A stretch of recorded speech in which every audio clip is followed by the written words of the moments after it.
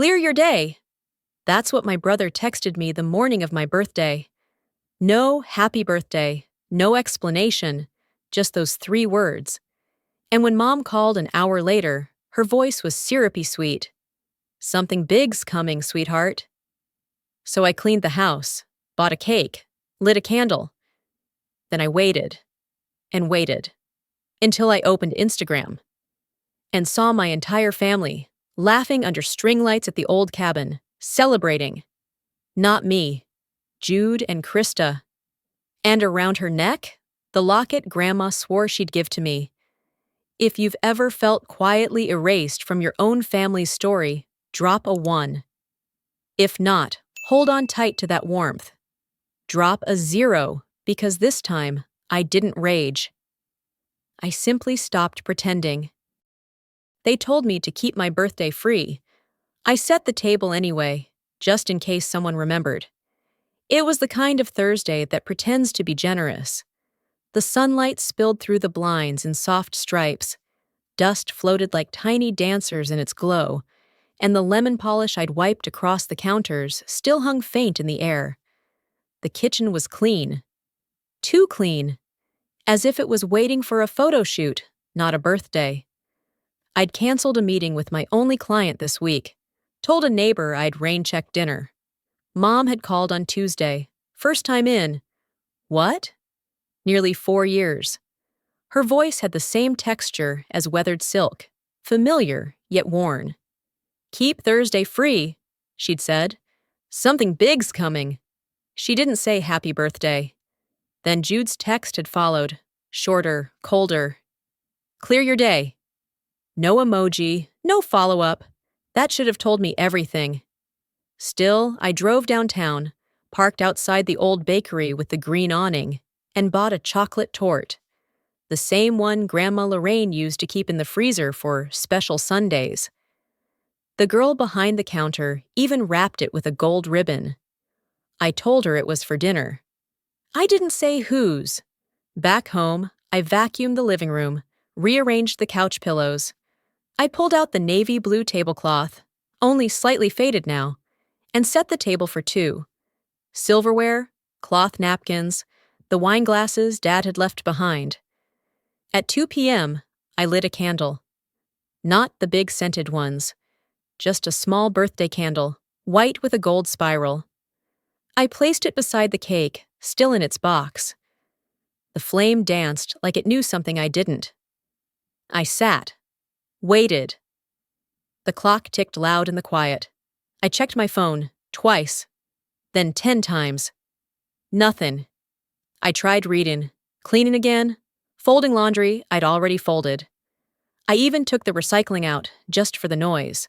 At 4:45, the candle had burned halfway down. The chocolate smell had faded. The only sound in the room was the fridge clicking on and off. I poured myself a glass of water. No toast, no voices, just silence. I thought of the last birthday that even remotely felt real. I must have been 10. I'd made my own sandwich, poured apple juice into a chipped mug, and lit a candle on a grocery store cupcake. Mom had called from work, late shift again, and Jude had muttered a distracted happy birthday from the couch without looking up from his video game. And here I was, grown, still waiting. Just before 5, I checked Instagram. Jude's stories were still public. The first clip was shaky. Someone laughing, then clinking glasses. Then I saw the decorations. A big white banner across a backyard I didn't recognize. Congrats, Krista plus Jude, it read. Engagement party. I didn't know whether I dropped the phone or just forgot to hold it. The candle had gutted. Smoke curled up in the late afternoon light like a slow apology. My name wasn't on anything. I didn't blow out the candle. It just flickered until it gave up. I stood by the sink, holding the edge of the counter like it might anchor me. The dishwasher hadn't run since Sunday. There wasn't much to wash anyway. 1 fork, 1 glass. A plate with crumbs from a slice of torte I barely tasted. Then the front door creaked. just the wind, the kind that gets in around the frame in this old house. Grandma used to shove a towel down there to keep it sealed. She said, "Cold air's fine, but ghosts ride on wind." I never knew if she was joking. I wandered to the hallway. The photo of all of us at Mount Evans still hung crooked. Dad's arm around Jude, Mom holding Krista's hand. Me, half in the frame, like a forgotten caption. I thought about fixing it. Didn't. Instead, I wandered to the garage. The boxes were still there. The ones marked Marine College, still sealed, though I'd graduated more than a decade ago. Nobody asked what was in them. Back in the kitchen, the sunlight had shifted. Long shadows across the table. The candle had burned itself out completely. Just wax and wick and a puddle of stillness. I lit another one. Not for the birthday, for the quiet, for Grandma, for the version of me that still wanted to be surprised. The phone buzzed. A group message. "So lucky to celebrate love with you all. Jude's fiancé, Krista," with a picture of the cake. Not the one I'd bought. A tiered one, white and gold. I closed the phone, walked outside. The air was dry and sharp, the way early summer can still carry hints of winter in Colorado. The neighbors were setting up string lights for a backyard dinner. Laughter, music. I went back inside, turned off the lights, let the dark settle. There would be no toast, no explanation, just a story I wouldn't be part of. But maybe that was its own kind of freedom. I didn't expect a parade. I just didn't expect them to erase me. I sat in the dim living room, phone screen glowing against the growing dark. Outside, the sky was turning that purplish-gray Colorado does so well just before night truly settles. I hadn't turned on the lights, didn't see the point. The candle I'd relit earlier was a stub now, its flame casting long, twitchy shadows on the wall. I opened Instagram again. Jude's profile picture popped up first. Him and Krista smiling in front of a lake. His arm around her shoulder, the kind of closeness he used to reserve for people who lived in our house. His story loaded slowly. Weak signal, maybe. Or maybe the universe is giving me one last chance not to look. The first video showed string lights swaying above a wooden deck. I recognized it instantly, the slatted boards, the split in the corner post that Dad never fixed. Our cabin, the one they'd told me was closed up for repairs. Too remote for guests right now. Voices laughed off screen. A cheer went up. The camera turned. And there they were. My mother, her smile wide. My cousin Alan with a drink in each hand. Jude raises a toast, eyes glassy but proud. And then Krista. She stepped into the frame in a soft blue dress, curls pinned back like she'd stepped out of a bridal catalog. And there, against her collarbone, glinting gold in the flickering light, was Grandma Lorraine's locket. I froze. The locket was unmistakable, oval-shaped, smooth as riverstone, with a tiny engraved lily on the clasp. I'd held it once, when I was 12, sitting beside Grandma on the cabin porch. She'd opened it to show me the faded photo inside, her as a girl, and a man I'd never met. She'd smiled at me, warm and tired. "This is yours, baby," she whispered, "when the time is right." Apparently, that time had passed. The video cut to a slideshow, pictures from the dinner. There was the cake, a bouquet of wildflowers arranged like Grandma used to. Then Krista and Mom, arms wrapped tight around each other. The caption read, "Gained a daughter tonight." I wasn't in the frame. I wasn't anywhere. I placed the phone on the table, carefully, as if it might explode. The candle flickered beside me, low now.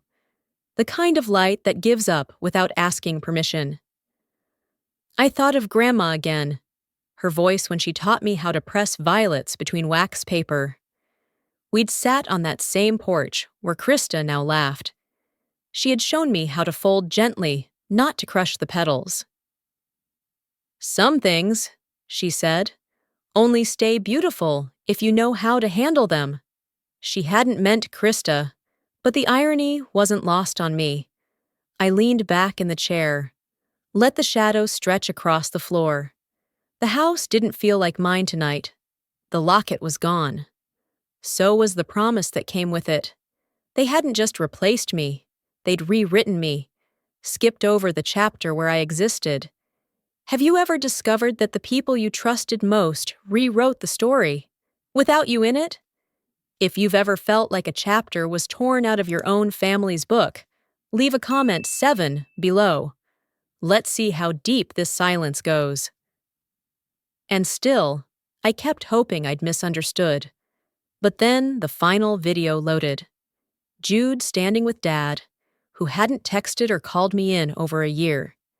He raised his glass and said, "We're proud of you, son." The word cracked something in me. Not because he said it, but because I knew it was never meant for me.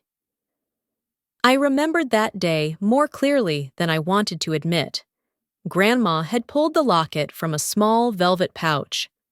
Her hands shook.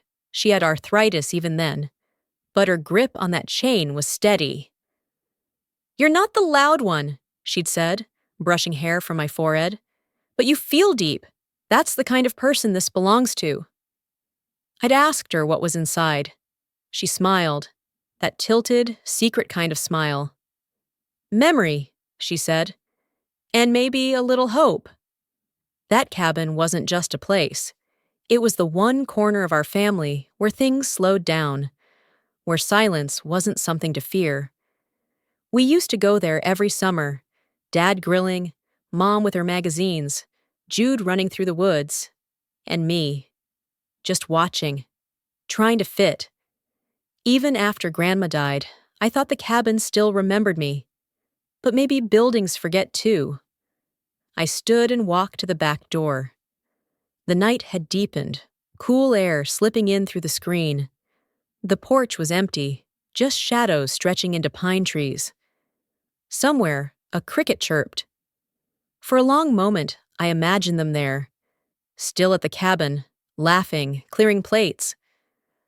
I pictured Krista slipping off the locket before bed, placing it gently on the nightstand, not knowing what it meant, or maybe knowing and not caring. I sat still. The candle trembled in its final inch of wax.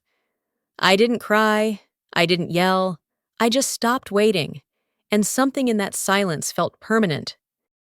"You'll regret this," Jude wrote. I stared at those words longer than I should have. Not because they hurt, not even because they surprised me, but because they felt like a confession. He used to send me texts when his world broke a little, when college got too hard, or when Krista didn't text back, or when Dad's temper flared in the wrong direction. I'd reply within minutes. He knew I would. But this time, I didn't.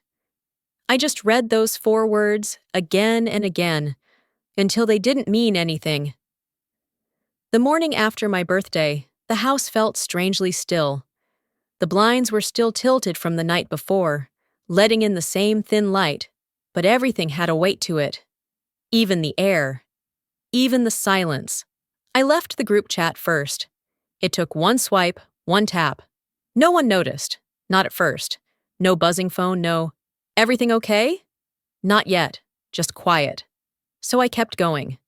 I unfollowed Jude, then Evelyn, then Krista. Each click like a breath I didn't know I was holding. The messages came within an hour. "Did you see the photos?"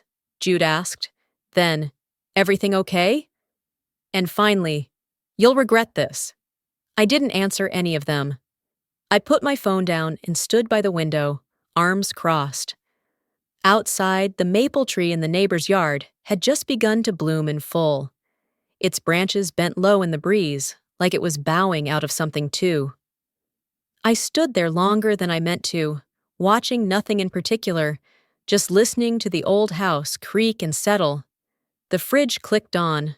A bird chirped once and stopped. The world didn't care that I had left a group chat.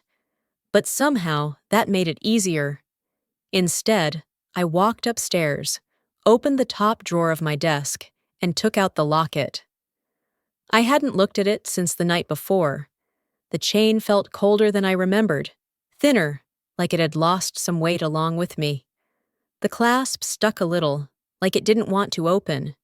I didn't force it. I found the newspaper by accident, folded between old receipts and a dried leaf I'd pressed years ago. The front page read, Fort Collins mourns beloved educator Lorraine R. Blake. Grandma's picture was in the corner, small and smiling. I wrapped the locket in that page, not out of symbolism, but because it was there, and because maybe that part of her should go with it. I remember the smell of her kitchen the day that photo was taken, cinnamon and coffee, and something faintly medicinal. She wore her blue cardigan that day, said I looked tired and told me to rest. I didn't. I was always moving back then, trying to be useful. It never occurred to me she was saying goodbye. At the post office, I declined tracking, just handed it over with a name and an address and no explanation. The clerk didn't ask. He just nodded and slid it into the outgoing bin. On the way back, the clouds thickened, and I let the cold bite my skin a little longer than I needed to. There was a time Jude and I shared everything. In middle school, when he got dumped for the first time, he crawled into my room at midnight with a bag of pretzels and said, "Is it supposed to feel like this?" I told him heartbreak didn't care about age. We watched late-night cartoons until the sun came up. He cried. Not a lot, just enough to remind me he could. That moment stayed with me longer than it should have. After leaving the post office, I crossed the street to the old cafe with the green awning, bean and birch. I hadn't been there in years. The barista was new, but the smell was the same. Nutmeg, burnt espresso, old wood. I took my coffee black and sat by the window, letting the cup warm my hands. The seat across from me stayed empty. I imagined Jude sitting there, the way he used to, drumming his fingers on the table, talking too fast about nothing. He always talked to fill space. I always listened to fill silence. I didn't miss him, not really. But I missed what we used to be, before choices changed us. That evening, I found the card from Aunt Cynthia wedged in the stack of circulars. It was purple, her favorite color. And in her slanted cursive, it read, "Happy birthday, Marin. Don't let them tell your story for you." I stared at that line for a long time. Then came Jude's last message. "You're my sister." That has to count for something. It might have, once, before the silence, before the substitution, before they toasted to a future I wasn't part of. I placed the card on the kitchen counter, beside the empty cake box and the unused candles. Then I smiled. Not from bitterness, not from anger, just peace. Because for the first time in a long time, I wasn't waiting to be chosen. Jude showed up with bagels, like that could cover the silence. It was a Thursday afternoon, the kind that felt like it had been washed in golden light. The peonies I planted last spring were finally blooming, white with blush edges, heads heavy in the heat. I'd been sitting on the porch with a glass of iced tea, not expecting anything, certainly not him. But there he was, walking up the path with a brown paper bag in hand and his shoulders slightly hunched, like even his posture knew this was overdue. "Your favorite," he said, lifting the bag. "Blueberry, and plain, just in case." I didn't move from the swing, just nodded. "Thanks." He hesitated, looking toward the door. "Can I come in?" I shook my head, slow. "Porch is fine." He took the spot by the railing, leaned against it like he owned the place. Like we were kids again, drinking soda on the porch after mowing Grandma Lorraine's lawn. But we weren't kids. and the lawn had long since gone wild. He cleared his throat. So, are we going to talk? I think we are, I said. There was a pause, long enough for a bird to land on the feeder, peck its seed, and leave again. Jude looked everywhere but at me. He glanced at the flowers, the sky, even the chipped paint on the porch post. Do you really want to make this a thing? He asked finally. I took a sip of tea. It was too cold now. The ice melted down. I'm not trying to make anything. I'm just not pretending anymore. He sighed, rubbed the back of his neck. It wasn't meant to hurt you. But it did. It wasn't even about you. I laughed, quiet, not cruel. That's kind of the point. He looked at me then, really looked, the way someone does when they're checking if you're still familiar, or if they've completely lost you. I didn't offer reassurance. I didn't soften. You've changed, he said. No, I replied. I just stopped explaining myself. Jude shifted his weight, looked down at the bagels. I thought, maybe we could start over. I tilted my head. Start what, exactly? He didn't answer. Flashback hit then. Not loud, not dramatic. Just a memory surfacing like something floating up in still water. The summer we rebuilt the porch at the cabin. Jude had just broken up with his college girlfriend. He needed a distraction. I showed up every weekend with iced coffee and tools. He talked the whole time, about nothing and everything. I remember the rhythm of the hammer, the way the wood groaned, how we worked mostly in silence, but it wasn't awkward. Back then, he wanted to build something. Now all he wanted was my agreement to forget. You can stay for a bit, I said, but I'm not going to walk you back through it all. Not again. Jude didn't respond. He just stood there, bag still in his hands.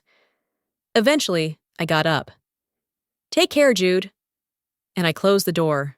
Not slammed, just closed. Softly. Finally. I sat in the kitchen, watching light filter through the blinds. The house was still.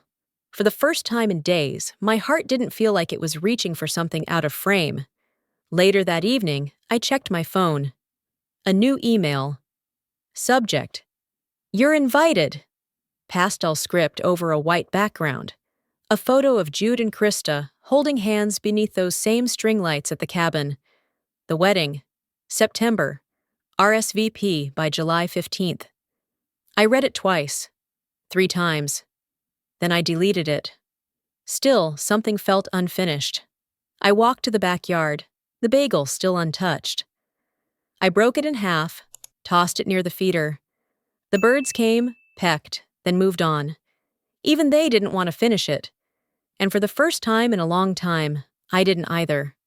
Before bed, I went to the hallway closet. On the top shelf, behind the old flannel blankets, was a box I hadn't opened in years. Inside, birthday cards I'd saved from Grandma Lorraine, each in her looping cursive, each with a pressed violet tucked inside. One of them read, "You are not forgotten, no matter what the others say." I held it to my chest, then placed it carefully back. Some things didn't need to be unpacked to be remembered. And as I turned off the lights and headed to bed, I knew something had shifted. Not in them, but in me. I wasn't asking to be included anymore. I wasn't asking, period. The next morning, I found the invitation again, buried in the trash folder. I opened it, this time not to torture myself, but to see it clearly. The guest list was linked. I clicked. Names scrolled by. Cousins I hadn't seen in years. Family friends I barely remembered. Even my old piano teacher. My name wasn't there. Not even a placeholder. Not even a typo. I closed the tab, poured myself a cup of coffee, and opened the window. The air smelled like cut grass and lilac. Across the fence, the neighbor's kid waved. I waved back. Maybe this was the new beginning. Not with them, but with peace. Yeah, everyone missed you, Mom said. I didn't ask if she included me in everyone. It was Sunday morning, the kind where the light filters through the blinds in strips and the coffee goes cold before you finish it. I was folding laundry when the phone rang.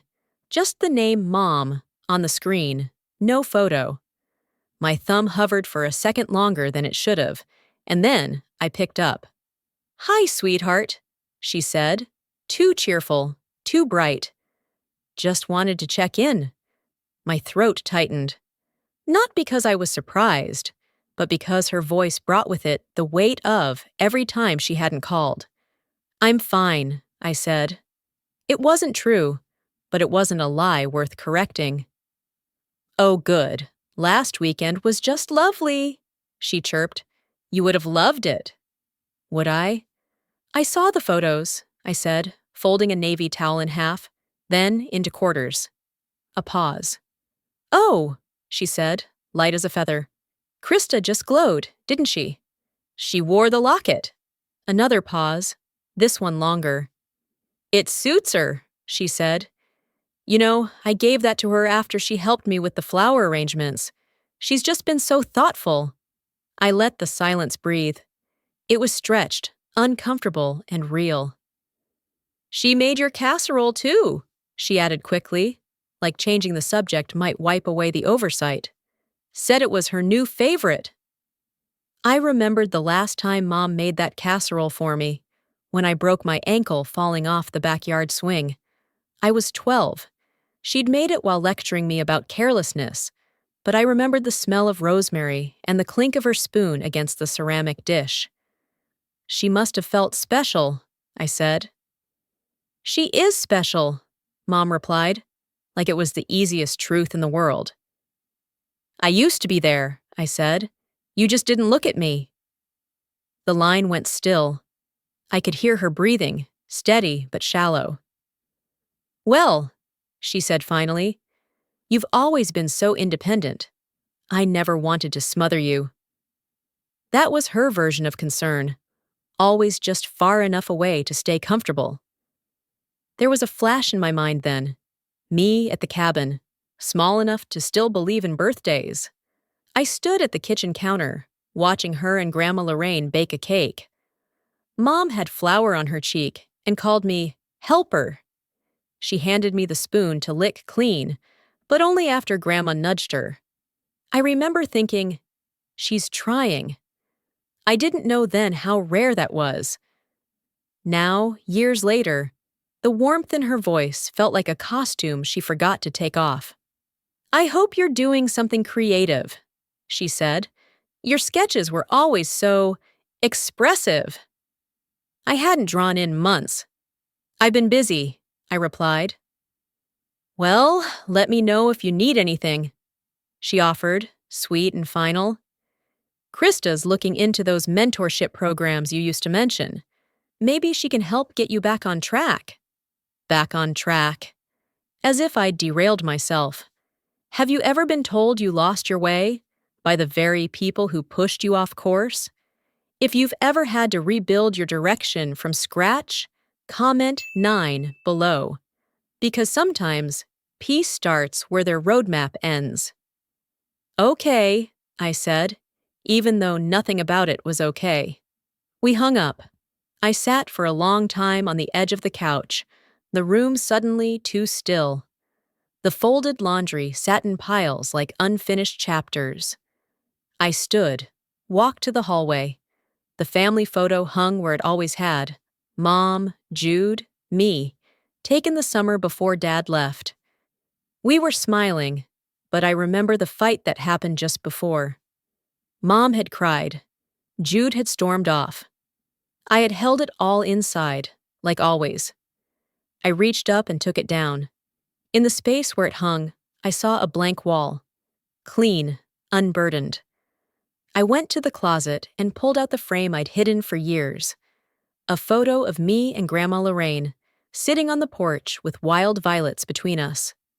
No one else, just us. She'd written on the back, "To my Marin, never forget, you are enough." As I held it in my hands, I heard a bird outside tapping at the feeder. I walked over, opened the window, and let the breeze in. It smelled like pine and something sweet I couldn't name. Later that evening, I made my own version of the casserole. No one to impress.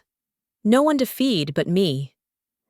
I added extra rosemary, leaving out the guilt. And when I sat down to eat, I didn't light a candle. I didn't need to mark the moment.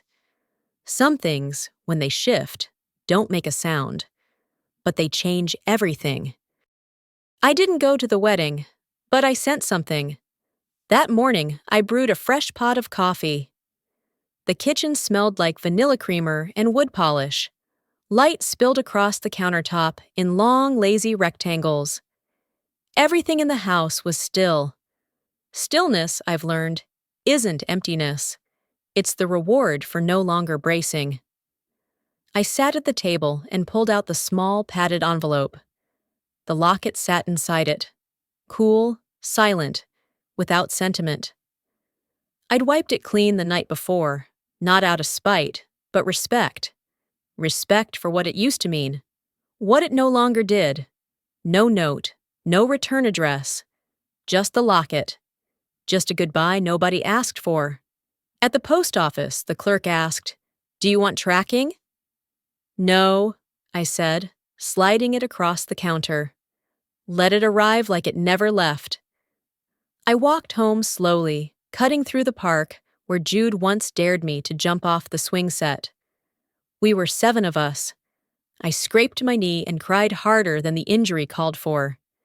He laughed then, not cruelly, just surprised that I had limits.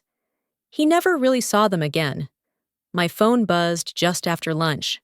One message. "Did you send this?" From Jude. I didn't reply. Not because I was angry, but because the answer no longer belonged to him. I spent the afternoon cleaning the hallway, dusting frames, realigning what was left. One photo remained, the last of the 4 of us at Grandma's porch. I stared at it longer than I expected. We looked happy, or well-practiced. I took it down. In its place, I hung a new frame. Inside it, a charcoal drawing of a single chair, slightly off-center. The one I'd sketched 2 winters ago after Grandma passed. She used to say, "Every piece of emptiness deserves a frame." At the time, I thought she meant grief. Now I think she meant choices. The frame itself was something we'd found together years back at a flea market. Rusted corners, a slight crack on the left edge. I'd wanted to leave it behind. She looked at me, eyes narrowed, and said, "Flaws don't erase worth, baby. They name it." I opened the window beside the drawing. The breeze carried pine, dust, and something that felt like peace. I stood there, letting it press against my skin like a quiet affirmation. No one texted again. No photo albums tagged me. No call from Evelyn. It was like I'd stepped off a stage mid-performance. The audience stayed seated. The show went on. But I, finally, had left the theater. I sat across from the chair drawing. The light fell on it softly. I didn't need to explain it to anyone. For the first time, the silence in this house felt earned. And that was enough. Later in the evening, I found myself in the garage again. The smell of old paint and cedar was sharp, grounding.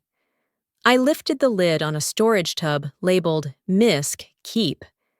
Inside, curled at the edges, was a card Jude had drawn for me when I turned 10.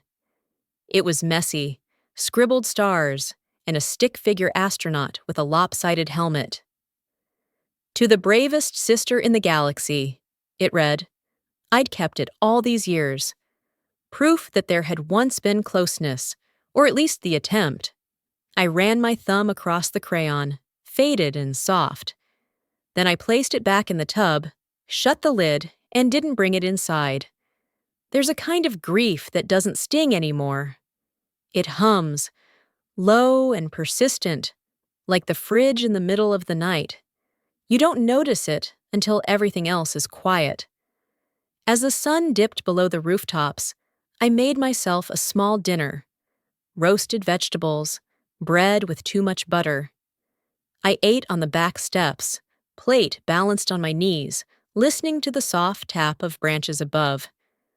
The wedding was probably in full swing by then. Toasts being made, glasses raised. I imagined Krista's dress, Evelyn's smile, Jude's tie, slightly crooked like always. I hoped they were happy. I really did. But hope doesn't mean return. Grandma's voice echoed in my memory, gentle and sure. "Leave the door open behind you, baby." Not so you can return, but so they know you didn't have to. Inside, the hallway waited. I passed by the sketch again. Something about it had shifted, though nothing had changed. Maybe it was me. Maybe I was finally seeing it as complete. I turned off the lights, one by one. Not ceremonious, just calm. In my room, I lit a small candle, not to mark a moment, but to soften it. The flame wavered, steadying in the quiet. I climbed into bed, the sheets cool against my skin. No dreams came, just rest. And in the morning, the chair would still be there. Not waiting, just being. Like me. Before I fell asleep, I thought about what it meant to belong, not to a table, not to a name, but to yourself. For so long, I'd made myself small to fit. I'd folded corners of my wants, dimmed my voice to let others speak louder. But silence, I've learned, isn't always peace. Sometimes it's exile dressed as harmony. And now, the quiet in this house no longer asks me to shrink. Outside, the wind moved gently through the trees. The stars above didn't blink for anyone in particular, but they were there, constant, unapologetic. I closed my eyes with that image in mind, not the family I lost, but the space I claimed. And in that space, finally, I breathed without apology. It's strange how peace doesn't arrive with a grand gesture, but in the small moments when you stop explaining your absence. I used to think closure required reconciliation, but now I see it's simply the point where your story no longer waits for permission. Family isn't always who stands beside you at the table. It's who remembers you when you're no longer there. I've come to believe that silence, when chosen, can be a form of self-respect. If this story touched something in you, maybe sit with it a moment. And if you'd like more stories like this, feel free to stay connected. Thank you for listening. Until next time.